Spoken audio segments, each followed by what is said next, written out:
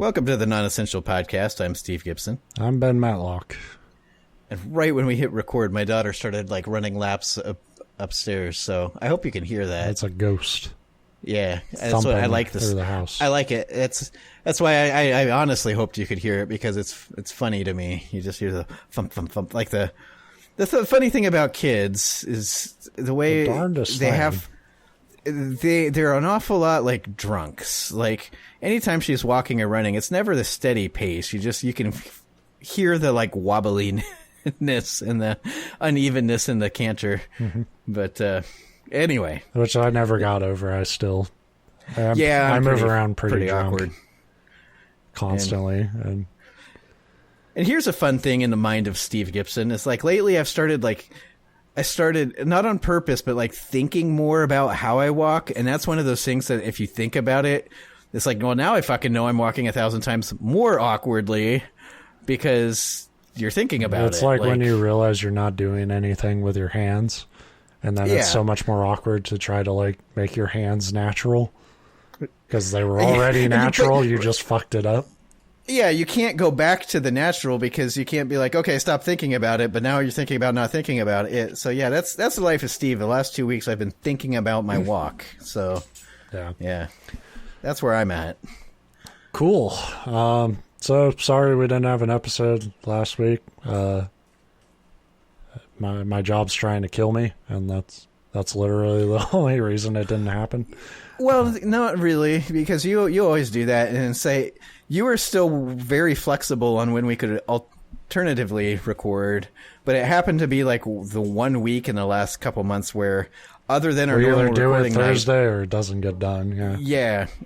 I generally have zero plans, and that's the way I prefer it. I mean, you can't, we were going to reschedule the recording and you had to cancel, but I was literally about to cancel. So good. Because I was done. And you would think with another extra week off, I would have something original for the show. No, I wouldn't. But you wouldn't. Yeah. But I don't. I like that I say that I have no faith in you, and it's really, I know exactly the kind of weeks that you've been having since we recorded, but it's weird. I was thinking about it today, why do I feel guilty about this show that we do for free? And the whole point of it is doing what we want to do every given week. But I still feel lazy sometimes, and sorry, but Creepypasta time. Yeah, but if ahead of that, if this happens to be your first episode ever, hey, we're on episode 150-ish, around there. 143. Okay. Still 143. If this is your first episode, shame on you. We've been around. You could have been here any time. That's a good way to start too, is by trying to belittle or shame anybody that's just now trying to listen to a show.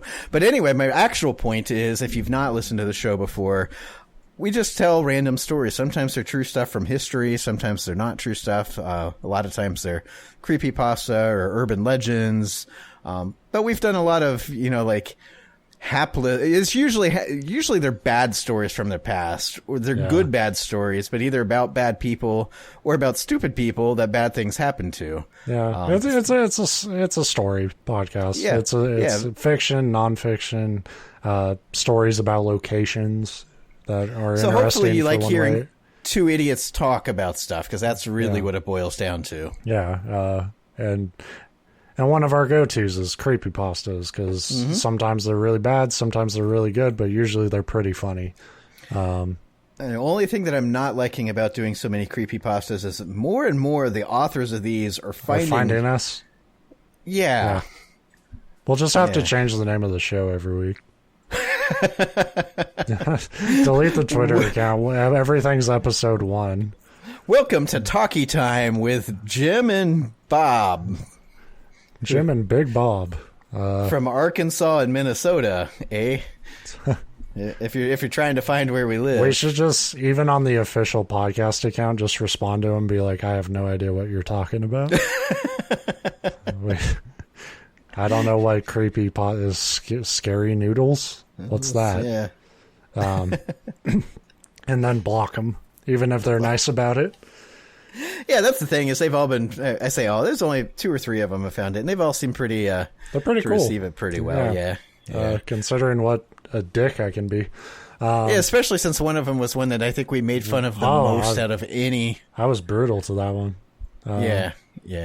I stand by it. But he or she, that they seemed cool. And like we always say, this isn't about the quality of the writer or even the writing necessarily.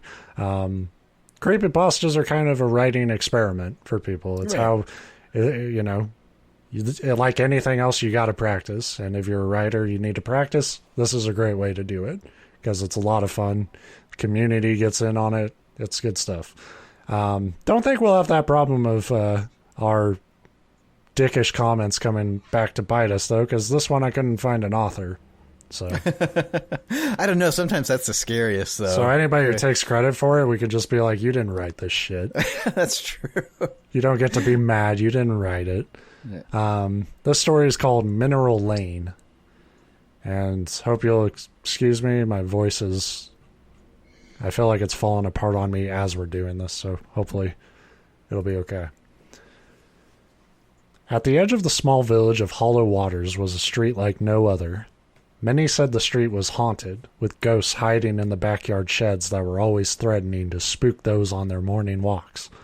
Others claimed that they had seen faces in the windows of the abandoned manor that covered most of the right edge of the street.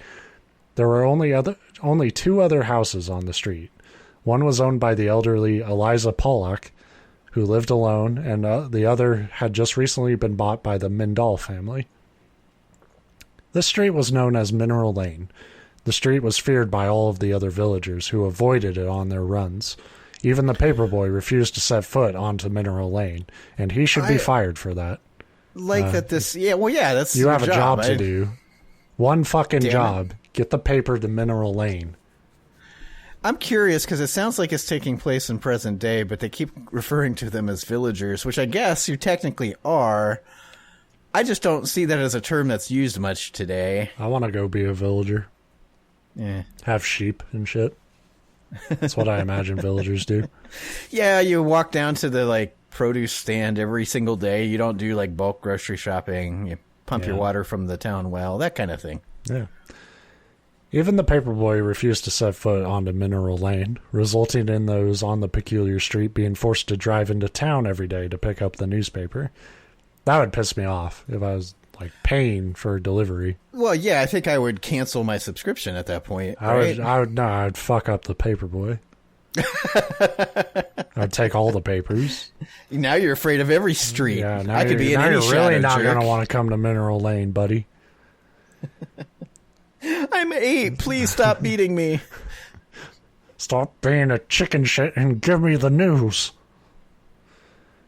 My parents, Michelle and Cosias Mindall, were both in their 50s. I, their son Anthony, had attended a juvenile delinquent center twice in my life and was 17 years old. I had more than one tattoo, both in unseen places. I love it. One on each butt cheek. That's the best sentence I've ever heard at establishing a character's personality. Secret tattoos, because I'm a rebel. And had nearly every part of my body that could be pierced had a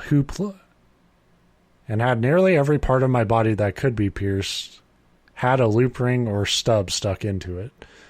I often wore black eyeliner, and I could remember when a boy at my first school had called me a freaky goth. The boy had been in the hospital for over a month, and I had been kicked out the next day. That's extreme. Yeah. Somebody calls you a freaky goth is like, hey, you're a wacky kid. That's not the biggest insult he could have thrown at you. I like that we're basically establishing the outcast in a Disney Channel original TV movie. First comment responding to this story is character's a bit edgelord for me. But overall, good story. Yeah. I tended to enjoy exploring more than anything else. Whenever I could, I talked over the cell phone with my friends back in the city, who often told me about their new tattoos or who they had beaten up that day. Sounds like cool friends. So this is like just modern day Clockwork Orange there. Yeah, I think it definitely kind of... So what do you do for fun? Be a piece of shit. Yeah, it's like, that sounds awesome. I'm the only villager with tattoos in unseen places. Yeah. Like, I imagine he still talks like a country bumpkin, but yeah. Anyway. In my free time, I would venture far back into the woods behind my small, beat-down home and would hang out in a small, swampy area I found, gulping down a couple of beers on my trip. One day, near the beginning of the school year, I was approached by a group of boys at this new school. They dressed like wannabes and acted like wannabes, what with their fucking backwards caps and pants pulled way too far down. He wrote it that way. I hope you added that. No, he wrote it that way. Oh, cool. What's up, motherfucker? He wrote it that way, too. One of them asked. He was too short to be in high school. I couldn't believe it. Here you were a badass back in the city, but here we work a little differently. I didn't answer, but instead blew a cloud of smoke into the boy's face from his cigarette. You're gonna have to earn our respect through dance. Then I leaned in close to the choking boy. Why don't you... Man, why don't you just fuck off? He writes it done, so now it's like, is he Scottish or Irish or what the fuck? Why don't you just fuck off, you fucking midget mongoloid? I growled quietly to the still coughing boy. I guess he's Irish, fuck it. Yeah. One of the other boys shoved me away from his leader and smiled a shark grin. Heard you live on Mineral Lane. We've all been inside the manor across the street from your house. It ain't as scary as you might think. I was ready to storm off, but I had been wondering about that manor. I knew it was abandoned, but I was sure I had seen some fucked up shit when I looked out my window during the night, like curtains shifting and faces in the windows. You see anything in there? I asked the boys, who were staring at me with looks of excitement, waiting for my response. I don't know, snarled the main boy. You got any cash? I stepped forward, ready to beat the shit out of these assholes, but a hand appeared on my shoulder. I turned around to find myself facing a tall, lean figure with a hollow face. It was Principal Grued. What are these names? I don't know. Well, like the fucking dad is like named Cosius. Yeah, I guess we're taking for granted. Maybe the story goes somewhere with that too, or the fact that like I just assumed that whoever was writing this is from the United States because it sounds like it. Did they say where it takes place? They just said like a name of the town. They said a small village of Hollow Waters. Yeah, so I guess it doesn't even have to be like. Could be anywhere. That's just my my bias as an American. I just picture the United States, but yeah, who knows? Pennsylvania usually. Well, that explains the names. If you don't tell me where it is, I assume it's in Pennsylvania. The good old swamps of Pennsylvania. Yeah. Is there a problem here, Mr. Mendel? Said Grued with his raspy voice. He couldn't have been more than 50, probably younger than my parents, but he was wrinkled and bald, so I couldn't be sure. Before I could think of a response, the principal led me off towards the front doors. As they marched away, I noticed the boys laughing at me. I flashed them the middle finger behind the principal's back. He opened up the doors and led me inside. Usually I would have thrown this guy to the ground, but he knew my parents didn't have the money to move again, so I simply tried to smile and stepped through the door, letting the principal lead me down the hallway. As the principal opened the door to his office, I could feel a cold chill down my spine, like someone was walking on my grave. The principal ushered me inside the office with a hurried, exasperated look. The office was small, with a single desk in front of a wall covered in plaques. There was a sheet strung against the ceiling, blocking off the view of the left-hand corner. I could feel the cold rising now. I wondered if the window was left open, but I knew it was closed. This was different, almost as if someone had made the temperature freezing. He gripped my shoulders instinctively, and the principal turned towards him with a smile on my hollowed, bony face. I understand your chills, Anthony. I had them the first time as well. First time? What was this old fuck going on about? But I could see the principal's eyes ever so slowly shifting towards the curtain in the corner. I wanted to know what was behind it. Now, Anthony, I want you to know that this will shock you. I don't care who you've beaten up or robbed at your old schools. This shocks everyone that has seen it. Did you just bring me here to show me my old school record or something? This guy was really starting to get on my nerves. Who was he to say that I was going to be scared? I once saw a woman who had been hacked to pieces with a bucksaw. I'd watched every single horror movie there was to see. I was practically immune to being scared. I think you would lead with the movie because I once saw a woman hacked to pieces. Did nothing. Yeah, but then I saw some scary movies, and they kind of fucked me up a little bit. I watched a double homicide happen across the street. Didn't even care. Also, Nightmare Before Elm Street 1, 2, and 3 in one night. Right. Like you're kind of leading with your trump card there, but whatever. Yet something about that sheet made me really uncomfortable, and the principal could see it. Whatever it was that was behind that sheet was very important. Why he was showing me, of all people, was beyond him. From the way he was acting, this was something for the police, not a delinquent. I'm going to draw back the sheet now, said the principal in a dark voice. You're going to have so many questions, and I cannot answer them. All of your answers will be in the manor. Once I open the sheet, I'm going to leave the room. You have 10 minutes to do whatever you need to do, then leave. I don't care if you move or stay or whatever, but you have to be out of this room before the time is up, and don't tell the authorities. They won't believe you. Before I could respond to anything the principal had said, barely able to process the complete strangeness of this fucking dickhead's actions, Gruid grabbed the sheet and yanked it back, revealing the horror that was behind it. Jesus fucking Christ, I screamed, but the principal had already left the room. Mr. Gruid was right on one thing. This was something not even I had seen in my entire life. Lying on the floor... A toothbrush. Lying on the floor were two small babies, no more than 1 year old. They were both male and still, but they were breathing softly. Each of them were both completely naked, their genitals exposed to my vision. That's a weird way of phrasing that.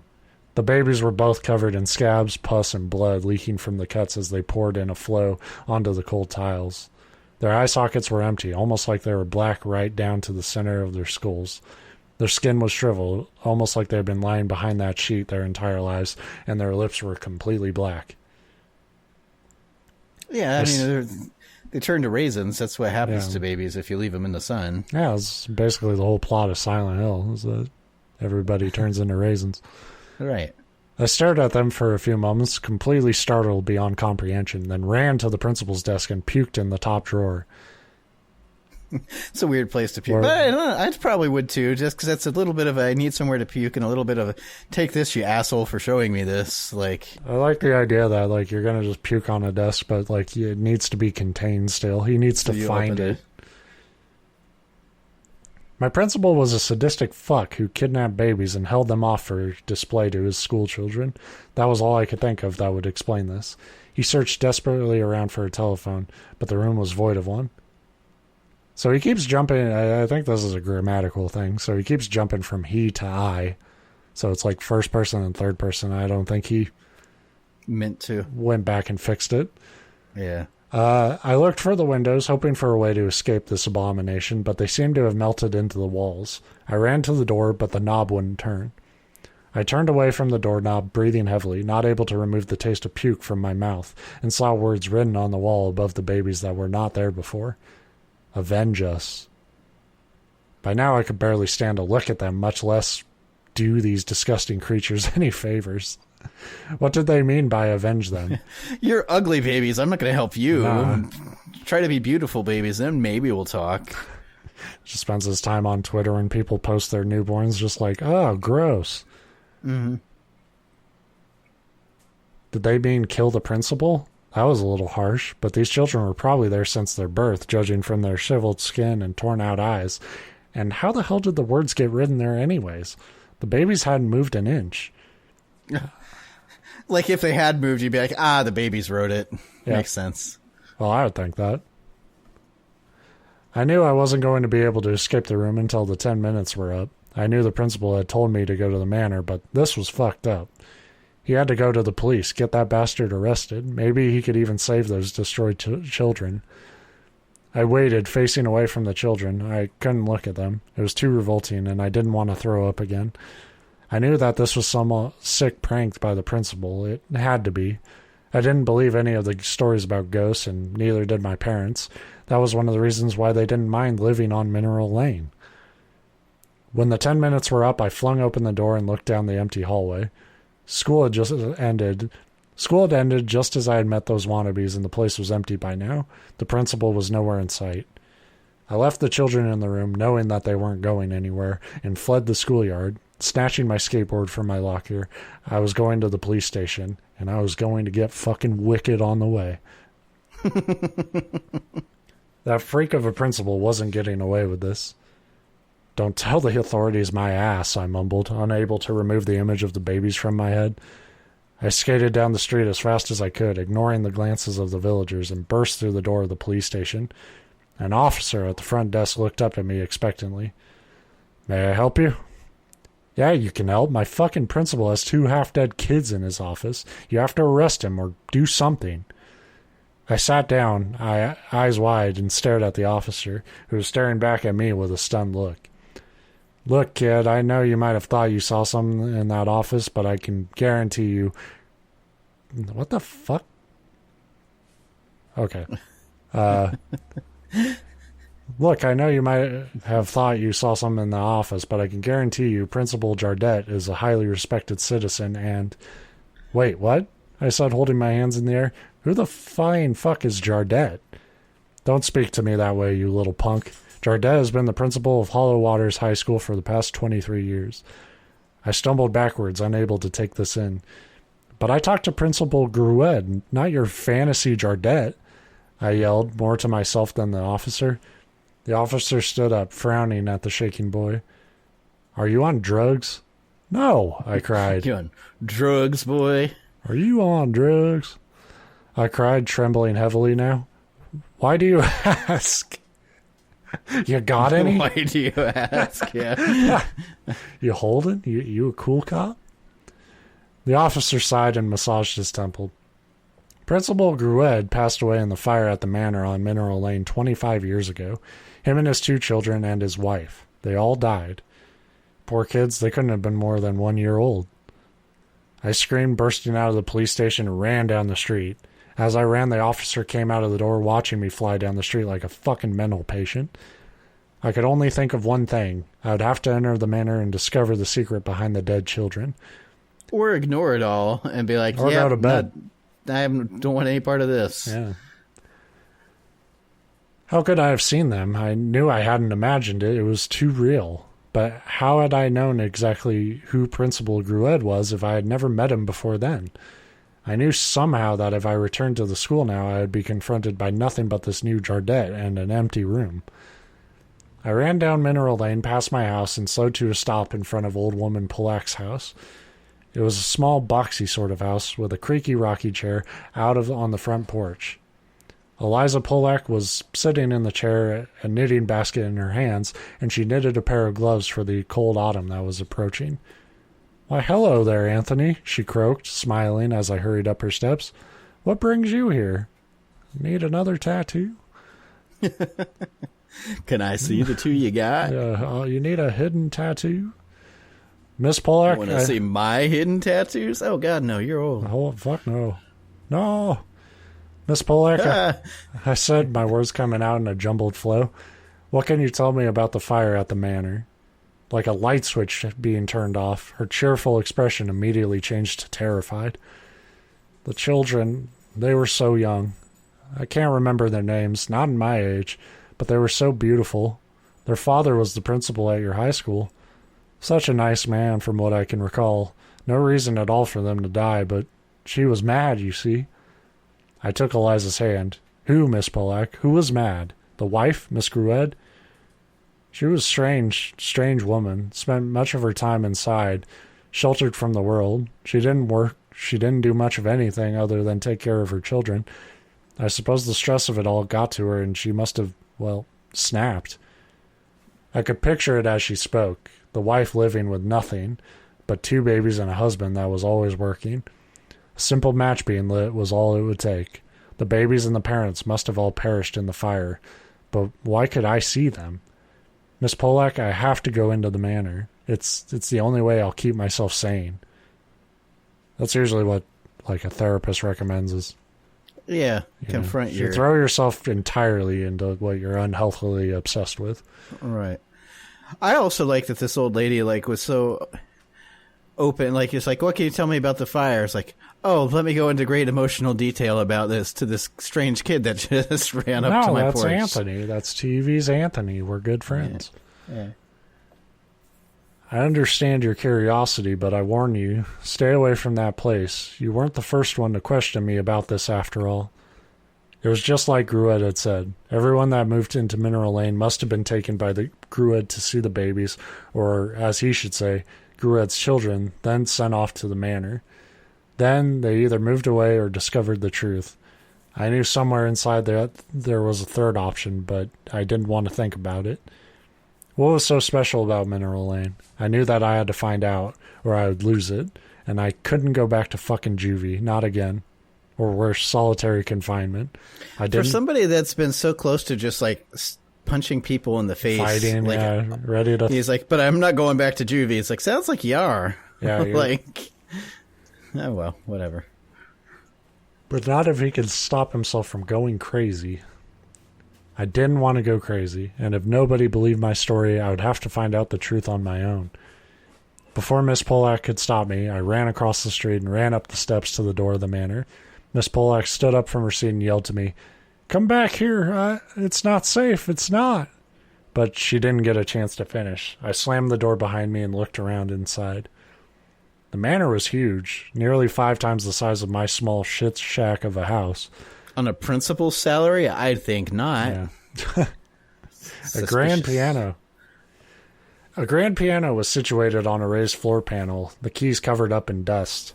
There were chairs and a long dining room table, and old Victorian-style couches around an incredibly old television set. Besides the dining room table was a long spiral staircase. I ran over to it and dashed up 2 steps at a time. I reached the top in seconds and looked around, a wild flurry in my eyes. I could feel my brain beginning to crack as if I was already crazy and knew I had little time before I completely snapped. So you're going to outrun going crazy. It's a smart idea. There was a doorway that was slightly open. The rest were closed. I could easily tell that others before me had gone through this door, searching for the truth. Whether they actually exited the room was a different story. But it was the only way. It was either discover the truth or lose my marbles completely.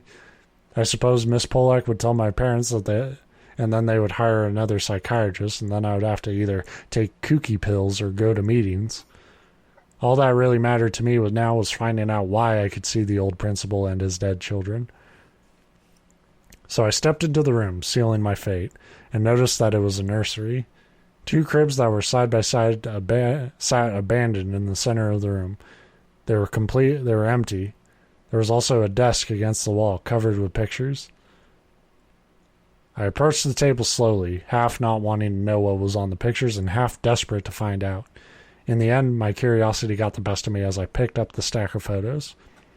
The first was an old black and white photo of the Grued family.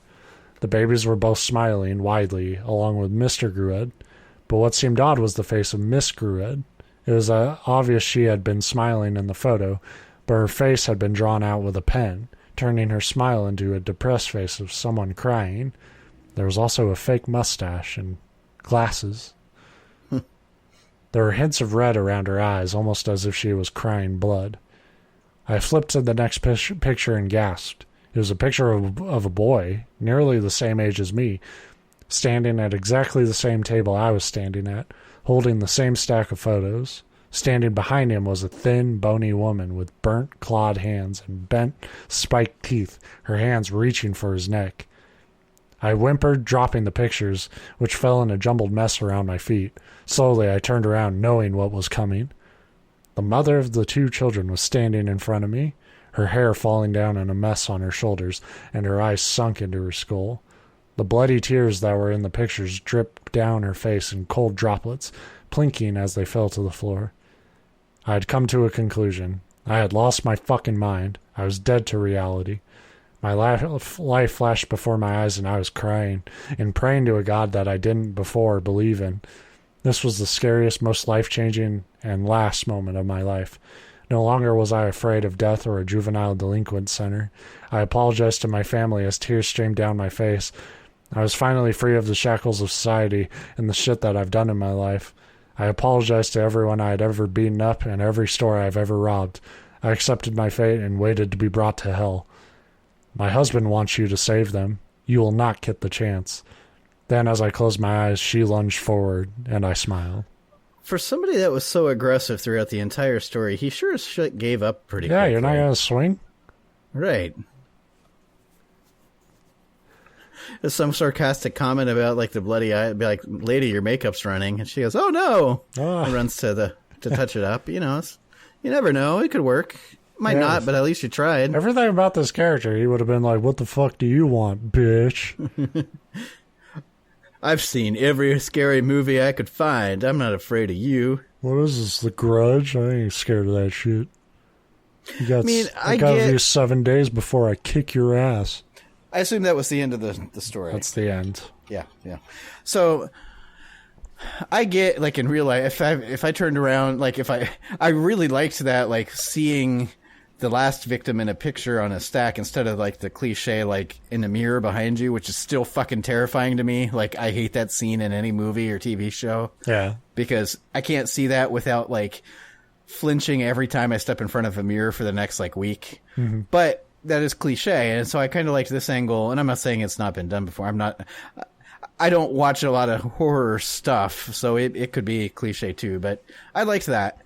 But the turning around, like in real life, I get like being in shock or something and just not knowing how to process what you're seeing.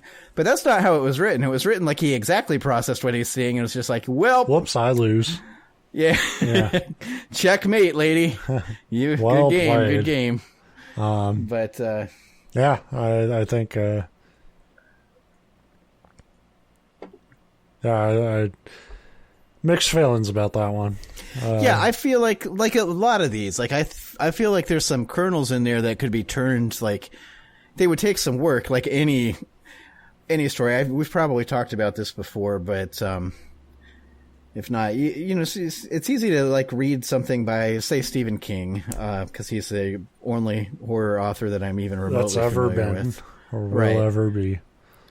But say you read one of his story, any story, anything that's been published, and it's really easy to be like, man, this guy's a good writer. He sat down and wrote this story. That's not at all how it fucking works. They sit down and they write a story, and a lot of times it's trash, and then you edit it and you change things and you work it like you're sculpting clay, and then you end up with a good story.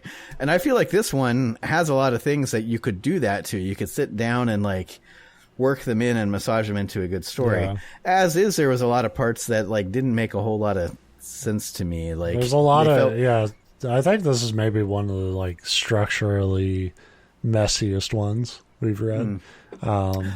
Like I was going to point out, but it was like right in the middle of some exposition there, so I didn't. But when he gets to the police station, he's like, "What do you mean, Principal whoever? I was talking about Principal Gruid or whatever his name was."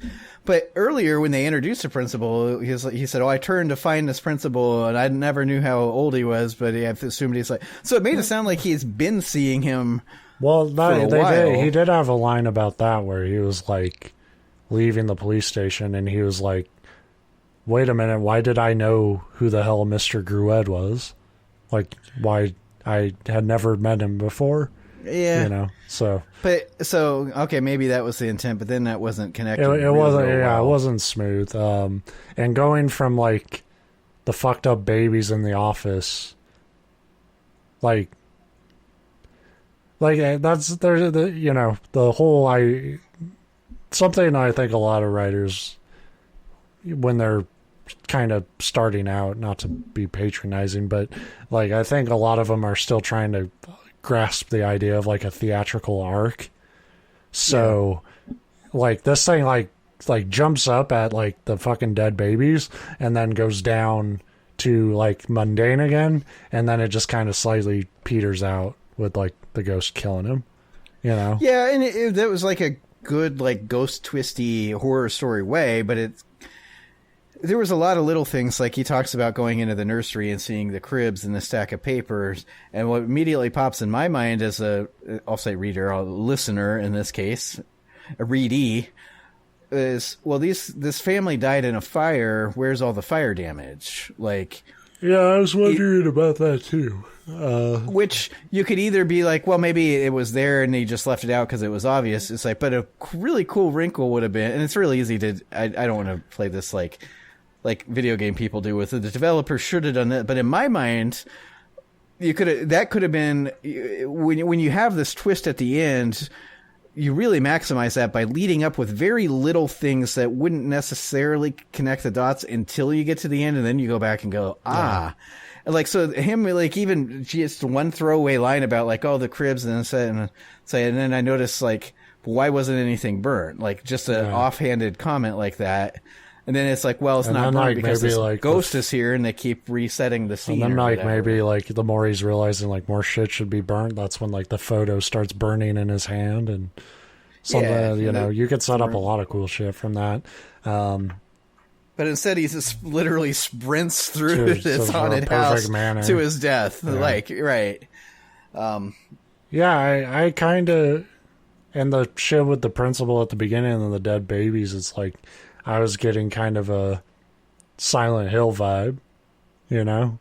So even if the mansion isn't burnt, like, you could do that as like oh shit, I'm not in my normal world now, you know? And then you can do a lot more shit than just be like, oh, a ghost scare, you know? Well, because there's a lot of other loose ends that you'd have to, and it's okay for stories to have plot holes. Like, I hate this idea the internet's really brought around where it's like, oh, well, Star Wars, the whole thing is invalid because this one time this character says this thing and it doesn't fit. It's like, no, stories are going to have plot holes. But another one that stuck out in my mind is, okay, so they set it up that it's obvious that this has happened to repeatedly since the event of the fire, that other people have gone missing in this house. But yet none of the authorities seem to really care that much. You'd think as a police officer, and we're not going to go into what you think of that profession, but if this kid comes to you and it's like, I saw this person, and they're like, no, this guy that died in this mansion where people keep disappearing at, and the kid takes off running, you'd be like, maybe like we should investigate this. But it's like, I'm sure he'll be fine. But I don't know. There's a lot of little things. And those are things you don't necessarily need to plug that gap. But again, you can use those inconsistencies as clues or as like twists into this weird, because you're automatically entering this other like non-normal world where this dead family keeps, the husband and the babies are lingering and the wife keeps like exacting some kind of murder plot. So you already have the, like, this is unreasonable, it's not realistic. So run with it. Like, tie some more stuff into it. But like I said, these are always experiments in their practice, and it's working, fleshing out ideas and stuff. And I think there are interesting little hooks to this. It's just this is almost like one of the few times, because I don't write this way, but it would be something I would recommend to this person, is like, take those core ideas, take the dead babies, the principal, the scare at the end, sort of this like thread of like the protagonist kind of having his worldview get distorted, where this fucked up horror world is like seeming like natural to him, and he feels like he's a part of it. Like, take those elements, outline them, and rework how they chain together. Because you didn't need that shit with the kids at the beginning. I would argue, like, maybe. Yeah, the character setup was very ham-fisted in trying to make it, look, this is your typical, pierced up punk ass, tough kid. And it's like, we get it. Like, that's a. And like, and for short stories, like I think it's something that a lot of writers fuck up, especially with these creepypastas. But with short stories, you actually don't have to give the reader that much background about the protagonist.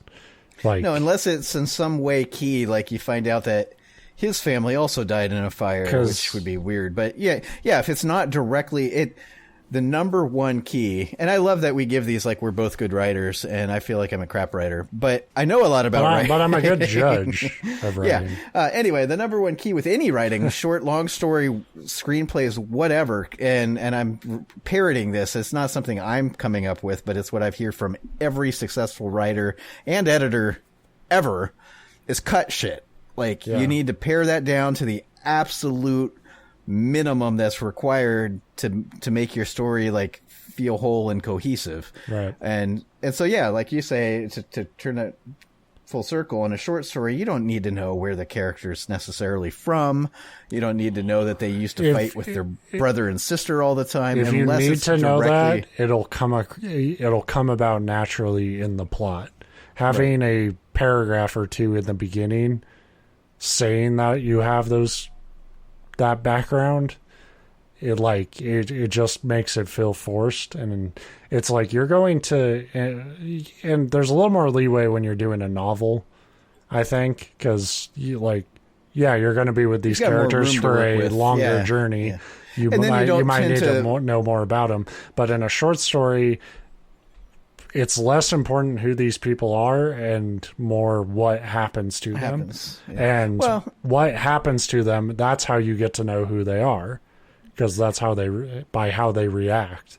And another part of that difference there is with a novel, you have the course of the whole book to go in and tell the backstory. You don't necessarily... Short story, you're almost forced to cram it all up front like that. And then it feels... It's just clearly forced. To the reader, it feels forced. Like it felt very, very corny the way that this character was described in a lot of ways. But a lot of that had to do with cramming all that in and being like, look, before we start, we're going to tell you all about Johnny, and then we're going to say what happens. You would probably get an idea about who this kid is by how he interacts with people.